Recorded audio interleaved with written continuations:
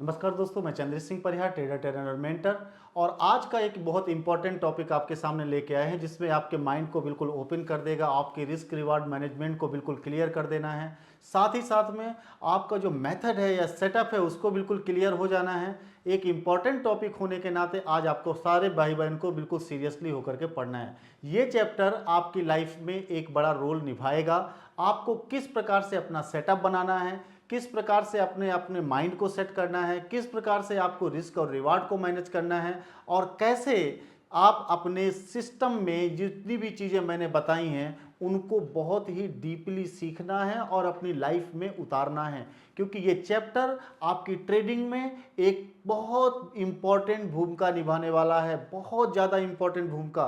तो आइए इसे स्टार्ट करते हैं। और सबसे अच्छी बात है इसमें कि पहले हमें क्या करना है, अपने ट्रेडर्स के नेचर को मेंटेन करना है। जैसे सबसे पहले मैं बताता हूं, आपको एक्शन लेना है, लेकिन किसके साथ? पेशेंस के साथ। और आपको नॉलेज रखते हुए, नॉलेज तो ऑलरेडी मैं दे रहा हूं, पेशेंस आपको रखना होगा। ये मैं आपको सिर्फ बता सकता हूं, आपको इसमें कोई हेल्प नहीं कर सकता। और पेशेंस कब आएगा? जब ऑलरेडी आप इसमें क्या करेंगे, अच्छी नॉलेज गेन कर लेंगे। इसके बाद में आपको बिलीव रखना है अपने आप पे, ना कि किसी अदर के ट्रेडर्स के कॉन्सेप्ट पे। अपने ट्रेडिंग के कॉन्सेप्ट पे आपको बिलीव रखना है। आपको कंसिस्टेंसी के साथ काम करना है, बार बार सॉफ्टवेयर को ओपन करना है। जैसे मैंने क्या किया पिछले चैप्टर में, आपको सॉफ्टवेयर ओपन करके थोड़ा सा मैंने आपको बताया। तो आपको रोज उस सॉफ्टवेयर की प्रैक्टिस करनी है। मैं इस सॉफ्टवेयर पे आपको एक वीडियो बनाऊंगा ताकि आपकी ये प्रैक्टिस और आसान होने वाली है। इसके साथ आपको क्या करना है, डिसिप्लिन में रहना है। मैंने कहा था डिसिप्लिन होता क्या है, एक बढ़िया सा रूल बनाइए, उसको फॉलो करिए, वही आपका डिसिप्लिन है। रूल बनाइए, फॉलो करिए, वही आपका डिसिप्लिन है। इसके बाद आपको ईगो बिल्कुल नहीं रखना है। चाहे पैसे ज़्यादा आ जाएं, आपकी ट्रेड बहुत अच्छी हो जाएगी, बड़ी जल्दी आपको ईगो आएगा। क्यों? क्योंकि आपको लगता है मैं सब कुछ सीख गया। बिल्कुल नहीं दोस्तों, ईगो लाना ही नहीं है। ये मार्केट है, अच्छे अच्छे धुरंधर जो होते हैं ना, वो अपना जब ईगो खत्म कर देते हैं तब मार्केट आप उनको पेमेंट करती है, बहुत बढ़िया भुगतान करती है। तो ईगो, एक दो चार अच्छी ट्रेड आपकी चली जाती है, उससे आपको नहीं सोचना है, ईगो करना ही नहीं है। चाहे साल भर 2 साल आपकी ट्रेड बहुत अच्छी जाए, नो डाउट, लेकिन आपको ईगो नहीं लाना है, क्योंकि ईगो हटाएंगे तो मार्केट आपको भरपूर पैसा देगा। और साथ ही साथ आपको डर मुक्त रहना है, फियरलेस रहना है। रीज़न क्या है? जब नॉलेज होगी, पेशेंस होगा, ईगो नहीं होगा, डिसिप्लिन रहेंगे, तो आपको डर कभी आएगा नहीं। क्यों?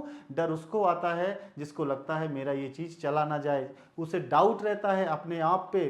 क्योंकि मैंने कहा ना, बिलीव करना है अपनी ट्रेडिंग कॉन्सेप्ट पे। और ट्रेडिंग कॉन्सेप्ट पे बिलीव करने का मतलब कि आपको ट्रेडिंग का बढ़िया सा नॉलेज है, तो आपको कोई दिक्कत होने वाली नहीं है। और आपको लालची तो बिल्कुल नहीं बनना है। लालच बुरी बला होती है, इसमें लोग अपने इमोशंस को कंट्रोल नहीं कर पाते हैं। तो सबसे पहले तो मैं आपको बता दूं, सेटअप का पहला पॉइंट यही है कि आपको ट्रेडर्स के नेचर को एडॉप्ट करना है, और किसी भी कंडीशन पे अपने आप को क्या करना है, लालची प्रवृत्ति में नहीं रखना है। और एक और होता है हम्बल प्रवृत्ति। आपको हम्बल प्रवृत्ति का रहना है, मतलब धैर्यवान रहना है, दयालु के साथ रहना है, क्रोधी नहीं बनना है। ये सारी चीज़ें आपको मैनेज करनी है, ठीक है। नेक्स्ट स्टार्ट करते हैं। इंट्राडे स्टॉक ट्रेडिंग क्या है? एक ही दिन में, इंट्राडे का मीन्स समझिएगा सारे बच्चे, एक ही दिन में स्टॉक को खरीदना और बेचना होता है। मीन्स आपने 9:15 में अपनी ट्रेडिंग स्टार्ट की और शाम को 3:30 तक हर हाल में आपको स्टॉक को क्या करना है, खत्म करना है। अगर आप ऐसा नहीं करते हैं तो वो नेक्स्ट डे के लिए ट्रांसफरेबल नहीं है।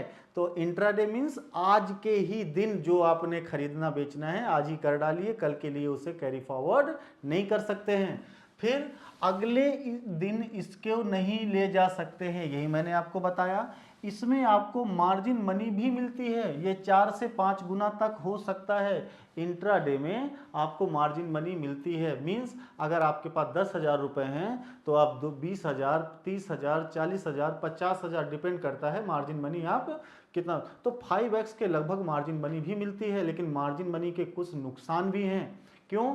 क्योंकि आप जो स्टॉप लॉस लेते हैं, जो भी आप स्टॉप लॉस लेते हैं, अगर आपका 10,000 का अमाउंट है और आपने कहा कि मुझे मात्र 1% का स्टॉप लॉस लेना है, तो 1% आपका 10,000 का कितना हुआ ये आपको पता है। लेकिन अगर मार्जिन मनी आपने क्या की, 5 गुना बढ़ा दी, तो आपको पता नहीं रहता है। आपको ये खुशी तो रहती है कि मैं 10,000 रुपये रखा हूँ और 50,000 रुपये का ट्रेड कर पा रहा हूँ। तो अगर आपको लॉस होगा तो ऑलरेडी आपको कितना, 5 गुना स्टॉप लॉस आपको चला जाना है। तो इसलिए मार्जिन मनी को बहुत, यही चैप्टर मैं आपको बताने वाला हूं कि इंपॉर्टेंट आपके लिए क्यों है, यही सब आपको सीखना है। इसके बाद में इसमें रिस्क कम होता है, इसमें चार्जेस कम लगते हैं, क्योंकि हर कोई ना कोई जो भी आप ट्रेडिंग प्लेटफॉर्म यूज करेंगे उनके कोई ना कोई ब्रोकरेज चार्जेस होते हैं। तो ये भी आपको क्या करना है, ध्यान रखना है। इंट्राडे और पोजीशन में अंतर होता है। क्यों? क्योंकि जो आज आपके दिन, आज ही के दिन कर रहे हैं, वो आपका क्या होता है, इंट्राडे होता है। और जो आज आप कोई परचेजिंग करते हैं, बाइंग करते हैं, तो अगले दिन तक जिसको ले जा सकते हैं, 1 महीने, 2 महीने, 4 महीने, 6 महीने, साल भर, वो पोजिशनल ट्रेडिंग के अंतर्गत आता है। तो इंट्राडे पोजिशनल में सिंपल सा ये एक अंतर है। इंट्राडे उसी दिन बिकता है, अब पोजीशन को हम क्या करते हैं, अगले दिन भी ले जा सकते हैं। ठीक है, इसे होल्ड कर सकते हैं। ठीक है, आज आपने लगाया, आज आपको प्रॉफिट नहीं अच्छा लगा या आपको और प्रॉफिट चाहिए, आप उसे कैरी फॉरवर्ड अगले दिन के लिए या 2-4 हफ्ते, महीने, साल भर आप इसे कर सकते हो। ठीक है, तो इंट्राडे का मीन्स आज के ही दिन, पोजिशनल का मतलब आज के अलावा किसी भी दिन तक आप इसे ले जा सकते हैं। ये सिंपल सी आपके लिए एक समझने की टॉपिक थे जिसको मैंने आपको बताया। ठीक है, अब ध्यान दीजिए, जो हमारा मेन टॉपिक स्टार्ट हो रहा है वो इन 4 चीजों पे है। कौन कौन सी 4 चीजें? मेथड क्या है, या उसी को कुछ लोग सेटअप बोलते हैं, सेटअप क्या है। दूसरा क्या है, मनी मैनेजमेंट। ये अगर आपको आता है तो आपको और 4 चांद लग जाएंगे आपकी ट्रेडिंग में। इसके बाद आता है रिवार्ड, रिस्क और रिवार्ड। कितना खोएंगे या कितना पाएंगे, इसको बैलेंस करना बहुत जरूरी है। ये बैलेंस करते हैं आप तो आप एक अच्छे ट्रेडर या डिसिप्लिन ट्रेडर कहलाते हैं।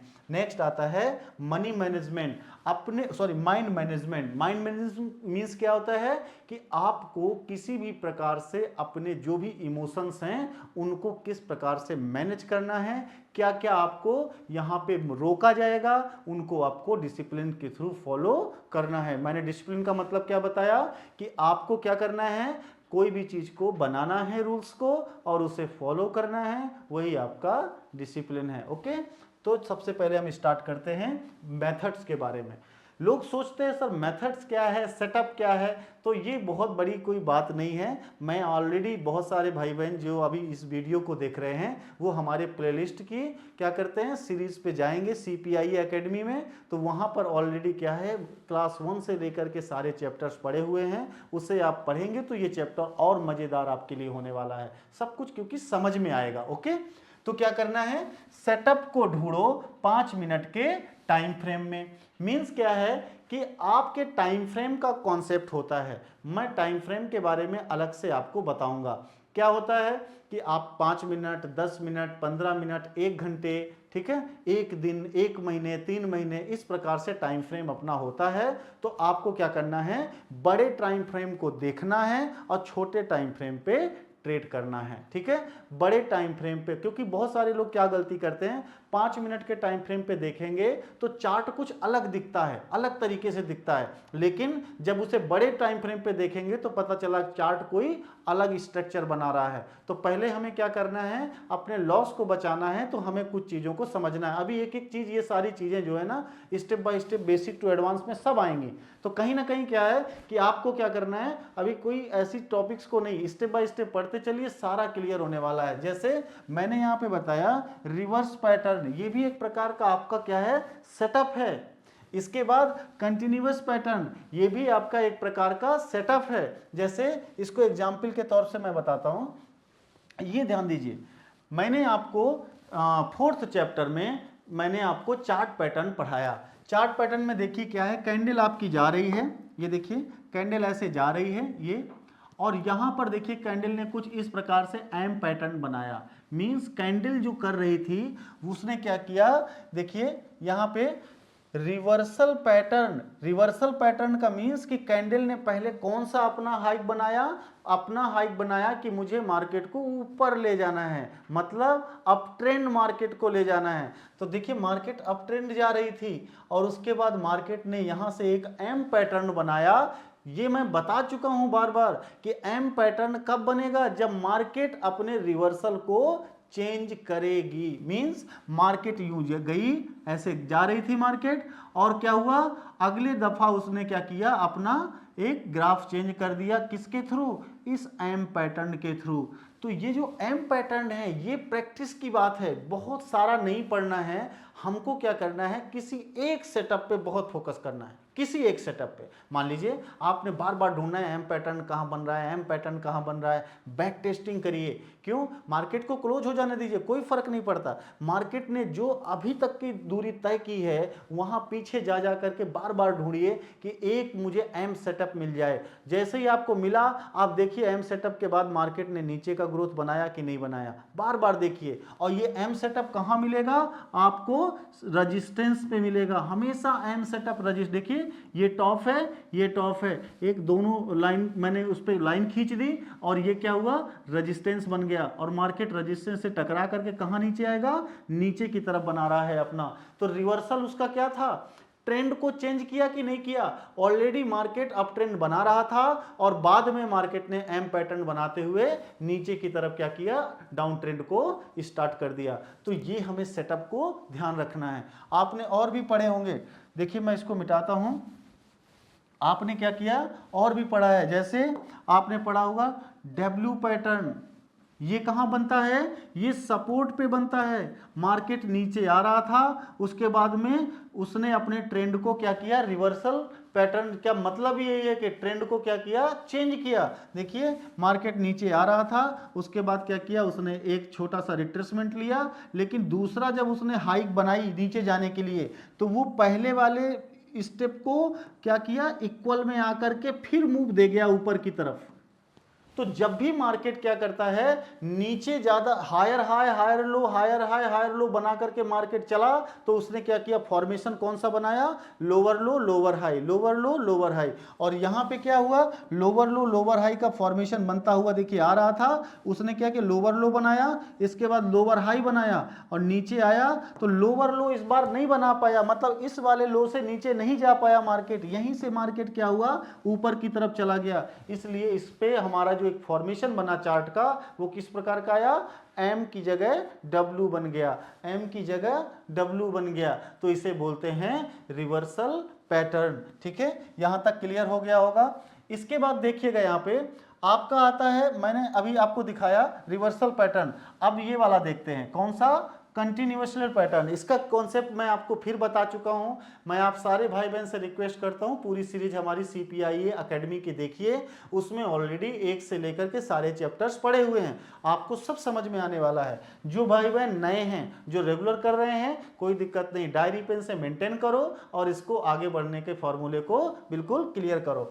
कंटिन्यूअस पैटर्न का कितना ईजी देखिए समझ आ रहा है। ऑलरेडी मार्केट जा रहा था और उसके बाद थोड़ी देर के लिए उसने क्या किया, रेस्ट किया और उसके बाद में फिर ऊपर की तरफ अपना हाइक बनाया। मींस क्या है, मार्केट ऊपर तो जा रहा था लेकिन बाद में थोड़ा सा उसको क्या हुआ, थक गया, और थकने के बाद में मार्केट थोड़ा रेस्ट किया और फिर ऊपर की तरफ चला गया। उसे बोलते हैं कंटिन्यूएशन पैटर्न, मार्केट अपनी दिशा में कंटिन्यू जा रहा है। ठीक है, और जहां पर उसने क्या किया, रिट्रेसमेंट जहां पर उसने कंसोलिडेशन किया है या रेंज में मार्केट फंस के रह गया है, तो वहां ऑलरेडी थोड़ा समय, घंटे 2 घंटे आधा घंटे 15 मिनट जो भी लगता है वहां रुकेगा और फिर मार्केट ऊपर की तरफ अगर जाता है तो ऐसी प्रक्रिया को बोलते हैं कंटिन्यूएशन पैटर्न। ऐसा उल्टा भी हो सकता है, मार्केट यूं आ रहा था नीचे और बाद में मार्केट थोड़ा सा क्या है, रुका, यहां रेस्ट किया और मार्केट फिर नीचे की तरफ फट गया, तो इसे बोलते हैं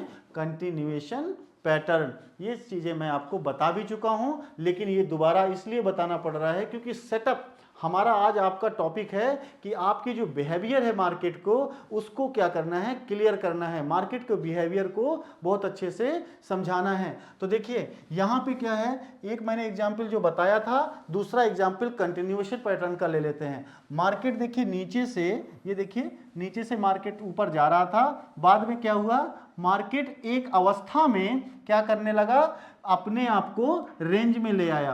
और रेंज कैसा, यहां पे टॉप था, देखिए एक ये ऐसी लाइन खींची और एक लाइन ये खींची, कहीं ना कहीं एक फ्लैग की तरह लग रहा है, झंडे की तरह लग रहा है, ठीक है।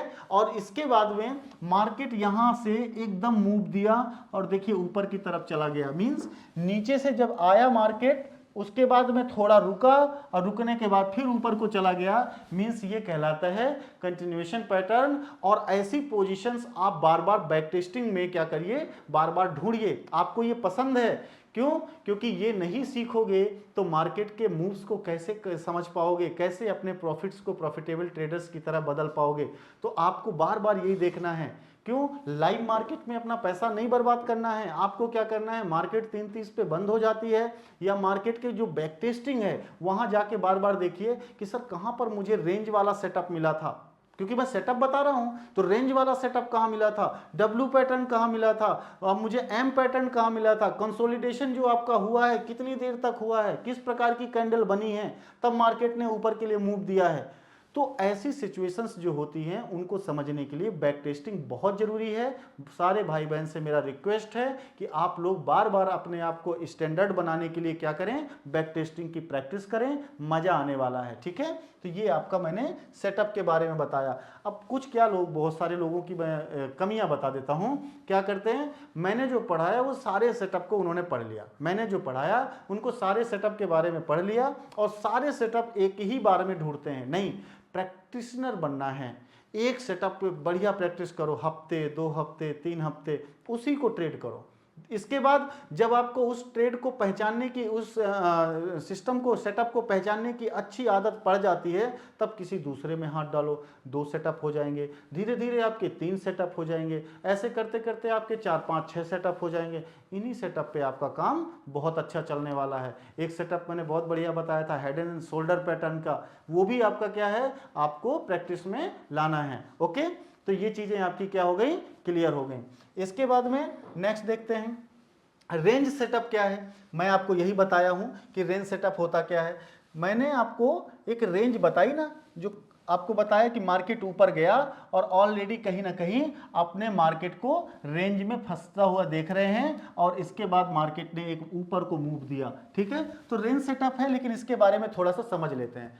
सबसे पहले स्टॉक की रेंज को देखो, दिन भर में मूव कितना करता है। आप ध्यान दीजिए, अगर कोई भी स्टॉक होगा, कोई भी स्टॉक होगा, तो अगर दिन भर में उसे हम देखें तो वो क्या करेगा, 0.5% या 1%, ठीक है, या 2%, मैक्सिमम इतना ही मूव करता है। कोई भी स्टॉक होगा अगर देखें तो इतना ही मूव करता है।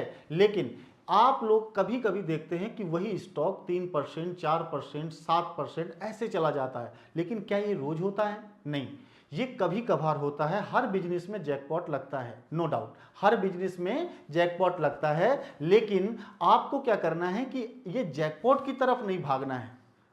क्यों? क्योंकि ये आपका लोभ का कारण बन सकता है। करना क्या है, मार्केट का उस स्ट्रक्चर को आपको क्या करना है, ध्यान रखना है, जो पर डे होता है। कोई भी स्टॉक मिनिमम एक दिन में 1% या बहुत ज्यादा 2% तक मूव कर सकता है। अब इसमें ध्यान दीजिएगा, आप जो रेंज सेटअप देख रहे हैं, जैसे मार्केट क्या हुआ, ऊपर तक गया और उसके बाद में जो कैंडल बनी, उस कैंडल पे मार्केट क्या हुई, क्लोज हो गया। आज की डेट में मान लेते हैं मार्केट क्लोज हो गया, ठीक है।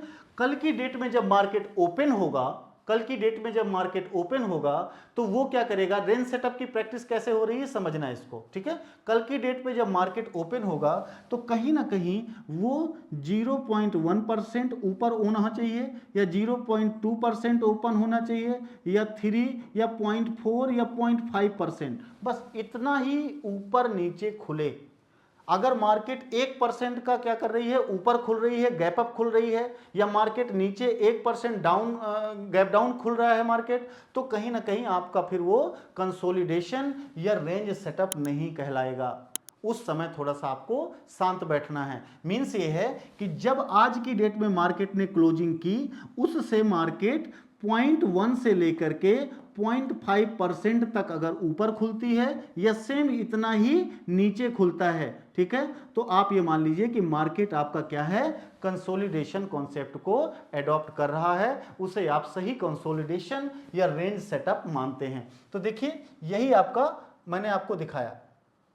ये देखिए मार्केट क्या हुआ, यहां पर आती है जब मार्केट और उसके बाद कंसोलिडेशन करना स्टार्ट करती है, तो यहां पर रेंज जो बना रही है मार्केट, देखिए आसपास ही है, मार्केट यहां से जा रही थी और मार्केट यहां पर अगर क्लोज हुई, देखिए अगर मार्केट यहां पे क्लोज हुई और कल की डेट पे मार्केट अगर उसी के इर्द गिर्द क्या करती है, चक्कर लगाती है या रेंज में या कंसोलिडेशन फॉर्मेट बनाती है, तो ऑलरेडी क्या होगा, आपको यहां पर ये सेटअप को प्रैक्टिस में लाना है। एक समय ऐसा आएगा जब ये मार्केट अप ट्रेंड बनाएगी, अच्छा मूव देगी, या डाउन ट्रेंड का मूव देगी, ये आपका प्रैक्टिस में ही पॉसिबल है। ठीक है, तो यहां पर ध्यान ये देना है कि कंसोलिडेशन का जो कॉन्सेप्ट होता है वो ऑलरेडी कैसा होना चाहिए कि आपका ऑलरेडी मेंटेन होना चाहिए कि आप अपने रेंज को पहचानना सीख गए हो। रेंज की छोटी सी खासियत बस मैंने जो बताई कि मार्केट अपनी पुरानी अवस्था से थोड़ा सा ऊपर या थोड़ा सा नीचे, और वो मैंने पॉइंट भी बताए हैं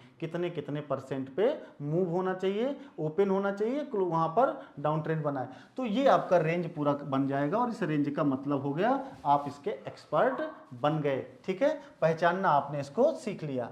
ठीक है, नेक्स्ट देखते हैं रेंज सेटअप में मैंने जो आपको ये बताया कितना, सबसे पहले स्टॉक की रेंज को देखो, दिन भर में कितना मूव करता है। देखिए 0.05, 1% या 2% ऊपर नीचे हो, यही अवस्था रेंज सेटअप कहलाती है। ठीक है, मींस 1-2%, 3% मूव करना मतलब फिर वो सीधे सीधे रेंज सेटअप का पार्ट नहीं होगा। ठीक, उन स्टॉक को 11 बजे के बाद देखना है। ठीक है, जब हम रेंज सेटअप के कॉन्सेप्ट को देखेंगे तो हमें क्या करना है, सुबह 9:15 की जो टाइमिंग होती है वहां पे थोड़ा वोलेटिलिटी ज्यादा रहती है, हमें क्या करना है, थोड़ा सा रुकना है। मार्केट अपने आप को क्या करेगा, करेक्ट करता है, तो लगभग ये जो समय होता है घंटे 1.5 घंटे बीत जाने दीजिए, फिर रेंज सेटअप आपका बनता है। और रेंज सेटअप बनने के बाद या तो मार्केट एकदम ऊपर के लिए मूव बनाएगी या तो नीचे के लिए मूव बनाएगी। ठीक है, या पहले देखो कि स्टॉक 0.5% के बीच में ट्रेड कर रहा है और सेटअप बना रहा है, मतलब शुरुआत में 1% से ऊपर ना हो, यही मैंने आपको बताया। ब्रेकआउट होता है तो ट्रेड लेना है। तो देखिए यहां पर क्या हुआ, ब्रेकआउट हुआ, यहां पे देखिए ब्रेकआउट हुआ, हमने ट्रेड ले लिया। ठीक है, इसके बाद में यहां पे देखिए ब्रेकआउट हुआ, हमने ट्रेड, एक बड़ी अच्छी कैंडल बनी, एक कैंडल बनी, हमने क्या किया, यहां का स्टॉप लॉस रख लिया और ये आपका कैंडल के फॉर्मेशन को देखा, मार्केट देखिए ऊपर की तरफ मूव कर गया। तो हमें क्या करना है कि रेंज सेटअप में ये सारी चीजों को समझना है। ठीक है, अब आता है नेक्स्ट स्टेप हमारा, कौन सा, मनी मैनेजमेंट। मनी मैनेजमेंट को कर लिया जिसने, तो उसका ये दूसरा स्टेप बहुत स्मूथली निकलने वाला है। कुछ खास नहीं है मनी मैनेजमेंट में, थोड़ा सा देखिए लिखा है, मान लो आपके पास 10,000 रुपए हैं और मैं आपसे कह दूं इनको मैनेज करो ट्रेडिंग के हिसाब से, तो आप करेंगे कैसे? बहुत सारे बच्चों से अगर पूछ दीजिए कि 10,000 रुपए है तो थोड़ा सा इसको मैनेज करके दिखाइए कि आप ट्रेडिंग में कैसे क्या सोच रहे हैं अपने दिमाग में, तो दिमाग नहीं चलता। उनको कहता सर लगा देना है, बाई कर लेना है और उसके बाद डायरेक्टली क्या होगा कि एसएल लगा दीजिए, टारगेट लगा दीजिए। अब कितना एसएल लेना है और कितना टारगेट लेना है, यही तो आपको पैसे को समझना है कि इस पैसे को कब तक चलाना है आपको। ठीक है, तो ध्यान दीजिए, मान लो आपके पास 10,000 रुपए हैं, मैं इसको मैनेज करना सिखाता हूं। एसबीआई बैंक है, एसबीआई बैंक में क्या है, 500 रुपए आपके पास हैं ऑलरेडी, तो 500 रुपए में क्या है, आप चाहते हो कि मेरा भगवान 1% चला जाए या मैक्सिमम 2% चला जाए, मतलब मुझे इससे ज्यादा क्या करना है, लॉस नहीं लेना है। ठीक है, लेकिन मैं आपको एक सिंपल सा भी तरीका बता देता हूं। मार्केट में जो पैसा है आपने जो भी लगाया है, ठीक है, सिंपल देखिएगा, इसको मिटा देता हूँ। मान लेते हैं कि आपने 10,000 रुपये लगाने हैं पूरे के पूरे, या 5,000 रुपये आपको लगाने हैं पूरे के पूरे, तो मार्केट दिन भर में कितना मूव करेगा? जो जनरली जो बेसिकली स्ट्रक्चर होता है, मैंने कहा ना 1% या मैक्सिमम 2%। तो अगर हमारा SBI का शेयर है 500 रुपये का शेयर है, सॉरी देखिए 500 रुपये का शेयर है, तो क्या किया, 500 रुपये के शेयर को अगर मैं देखूं तो 1% आपका, ठीक है, या 2%, ठीक है, ध्यान देना है। 500 का 1% या 2% क्या होगा वो देख लीजिए, 5 रुपया होगा या तो 10 रुपया होगा। 1% 5 रुपया या 2% 10 रुपया।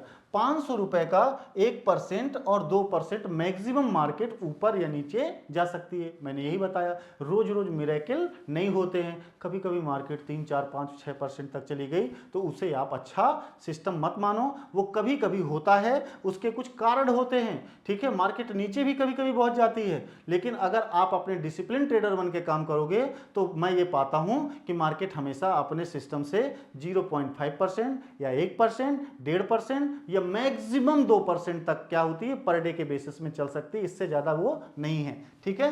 तो यहां पर दिन भर में कोई भी स्टॉक 5 रुपए या 10 रुपए तक मूव कर सकता है, ये मेरे दिमाग में आ गया। क्यों? क्योंकि मैंने जो भी शेयर लिया है, चाहे वो SBI हो, चाहे HDFC बैंक हो, ICICI बैंक हो, कोई भी बैंक हो, रिलायंस हो, फलाने ठिकाने जो भी हो, लेकिन आप जानते हैं ना कि उसके शेयर की जो भी कीमत होगी तो मार्केट में वो 1% या 2% ही मूव करेगा, बिल्कुल कंफर्म है। चलिए कोई दिक्कत नहीं, आगे देखते हैं।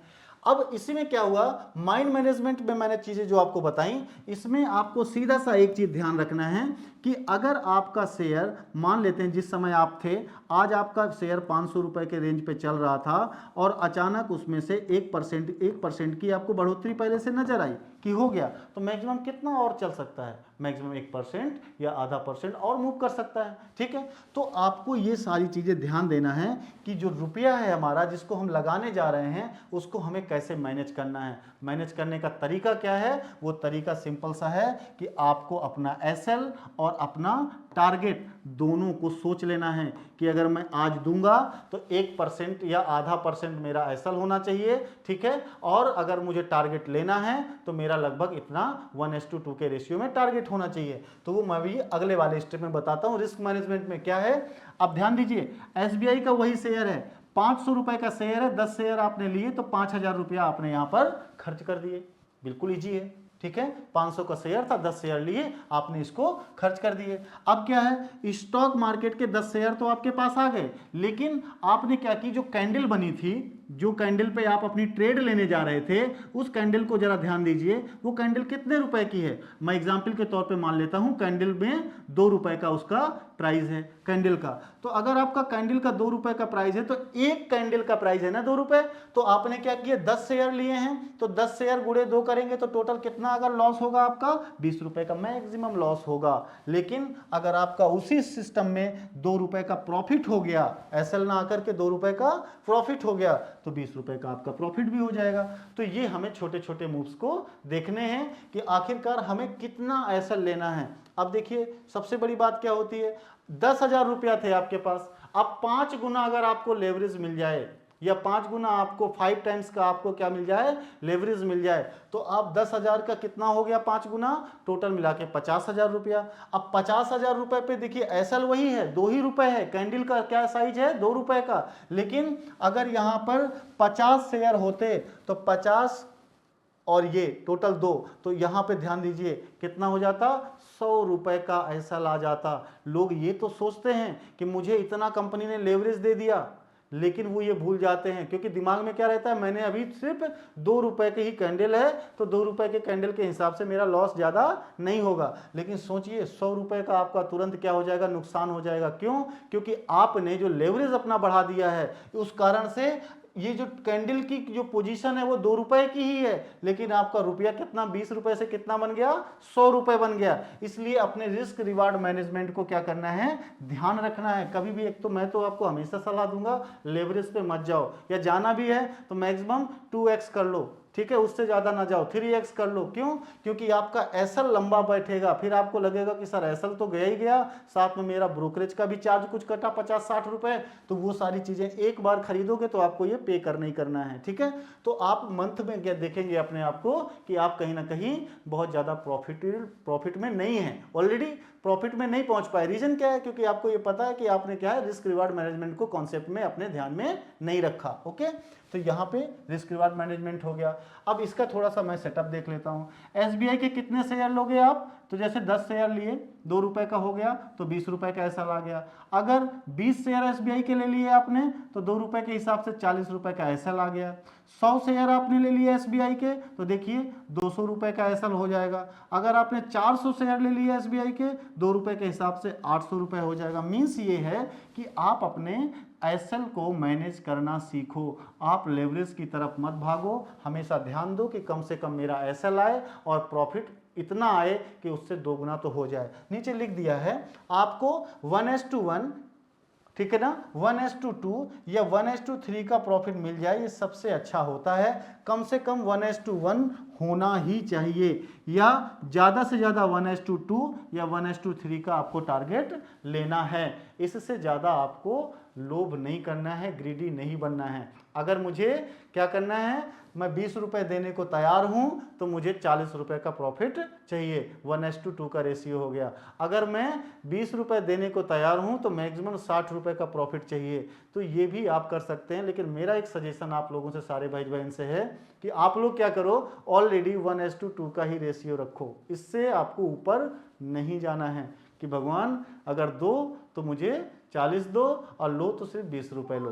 क्लियर? यहां पर आपको ये मैनेजमेंट करके चलना है।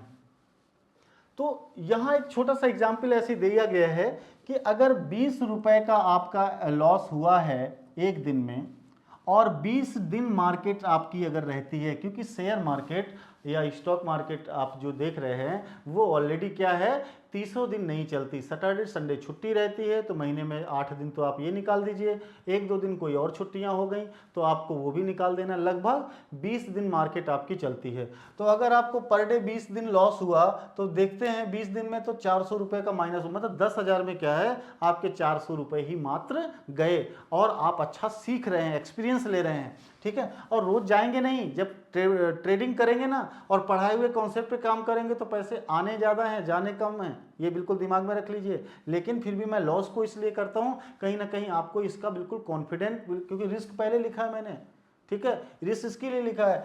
अब आप आ जाइए रिलायंस में, मान लीजिए 50 आपके लॉस बन रहे थे पर डे के, और 20 दिन तक लॉस हुए, तो क्या हुआ, आपका 1,000 रुपये का लॉस, तब भी आपके पास कितना, 9,000 रुपये बचेंगे ही बचेंगे, कोई डाउट नहीं है। आप एक अच्छा एक्सपीरियंस गेन करोगे अपने पैसे से। ओके, यहाँ पे आता है स्टॉक के बारे में थोड़ा बता दूं और ऑप्शन के बारे में। बहुत सारे बच्चों को क्या होता है, बहुत जल्दी अमीर बनने का सपना होता है कि मैं जल्दी से क्या करूं, सीखूं और स्टॉक मार्केट में जाके एफएनओ मार्केट को ओपन करूं, ऑप्शन एंड आपको फ्यूचर को ट्रेड करूं।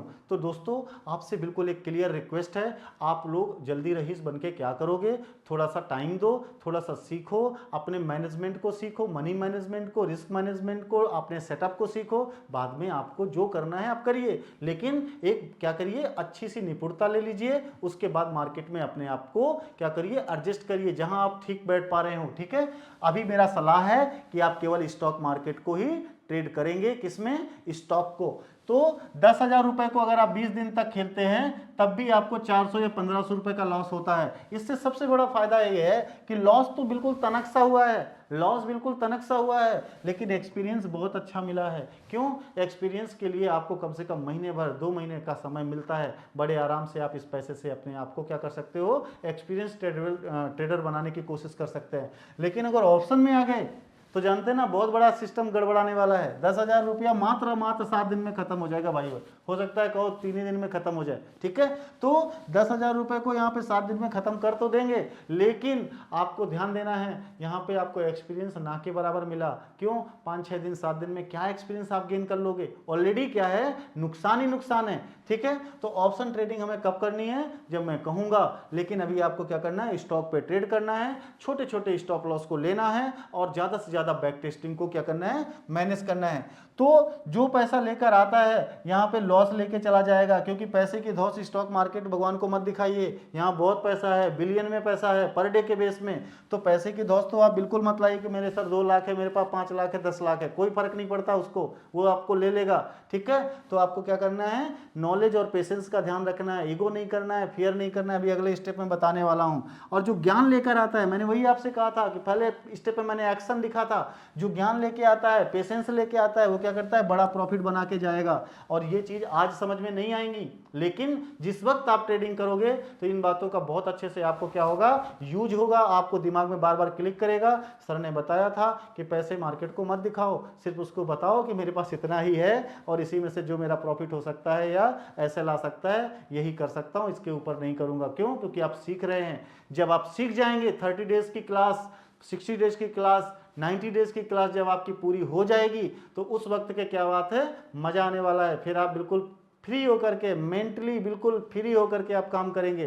क्योंकि पैसा बहुत मैटर नहीं करता है, पैसा लोगों के पास है भैया, लेकिन वो इसमें क्यों नहीं कूदते, क्योंकि नॉलेज नहीं है। तो नॉलेज अगर आपके पास रहेगा तो बड़ा प्रॉफिट बना के आप जाओगे यहाँ से। ठीक है। इसके बाद ध्यान दीजिए, माइंड मैनेजमेंट।